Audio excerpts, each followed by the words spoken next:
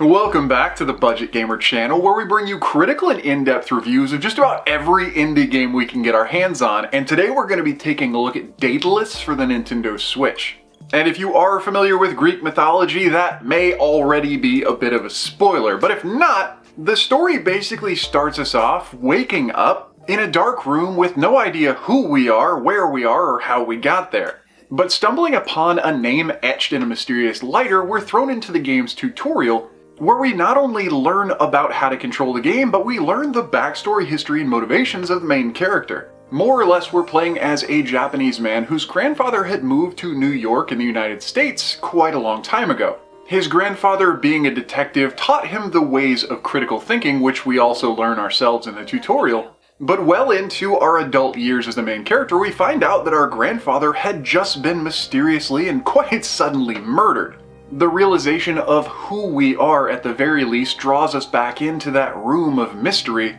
and as an even more mysterious woman walks into the picture, we're whisked into the main body of gameplay. And even though this is a somewhat noir-styled, detective-themed visual novel, the visual novel characteristics will pretty much hold true to the general genre. As such, most of the gameplay is pretty much bound up in merely reading through the text and interactions of the characters and side characters, but there is a pretty great emphasis put on dialogue interaction with one of the game's primary mechanics. Whenever you have an interaction with another character, as you are trying to solve the sudden murder of your grandfather, you'll rely on your stance, and this is a bit of social positioning as well as the ability to somewhat manipulate the situation to your benefit. You may pick up a stance or a posture that's somewhat more flattering, somewhat more open, or maybe even a bit domineering, to see if you can steer the mood of the situation you're in to try and prod whoever it is that you're talking to into giving you just a bit more information.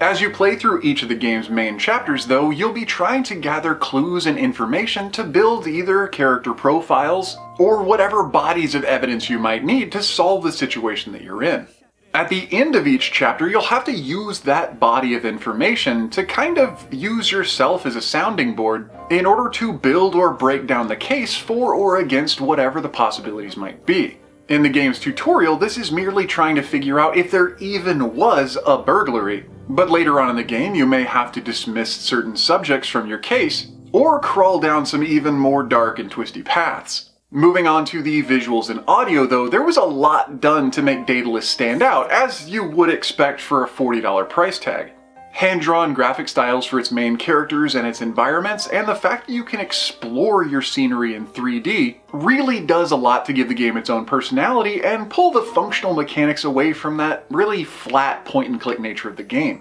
The audio soundtrack as well is really good. And there is a lot to complement all of the crazy spectrum of emotions the main character goes through as he plots his own path to solve his grandfather's murder. But with all this high praise, especially considering that large price tag, there are a few extra things that a gamer might want to consider before diving into Daedalus. And first and foremost would be the nature of the game itself. As a visual novel style game, of course we're going to be locked into dialogue and interactions and have a lot of reading, and that, thankfully, isn't one of the game's weak spots. But especially as a more noir style detective themed game, I was a bit surprised to feel like the decisions I made in the game didn't really have much sway one way or the other. Now that's not to say that you can't make wrong decisions, but if you do make a wrong decision, it does feel like the developers made it really easy to get right back on track. And to a certain extent, it almost felt like I was being steered toward the correct option instead of really having to rely too much on my own critical thinking.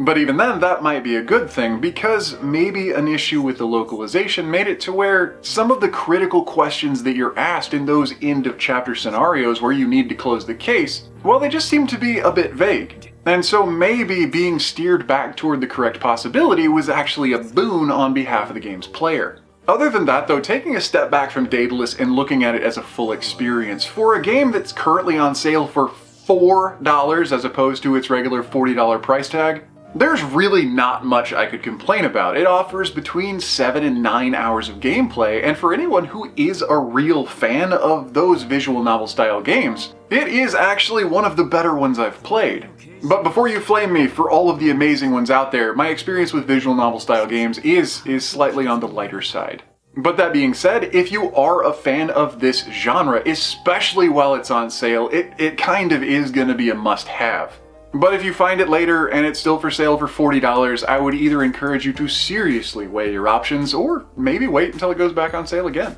But anyway, that does about wrap up the review of Daedalus, now on the Nintendo Switch, so if you enjoyed the review, or especially if you found it helpful, feel free to throw us a comment or a like to show your support, and don't forget to click that little bell icon when you subscribe to stay updated with the latest content. Because there are new and unique indie games coming out literally every single day, so whether it's an easy hard pass or an absolutely unforgettable gem, chances are if it's on the eShop, you're going to find out about it right here. But anyway, this has been The Budget Gamer, so as always, thanks for watching.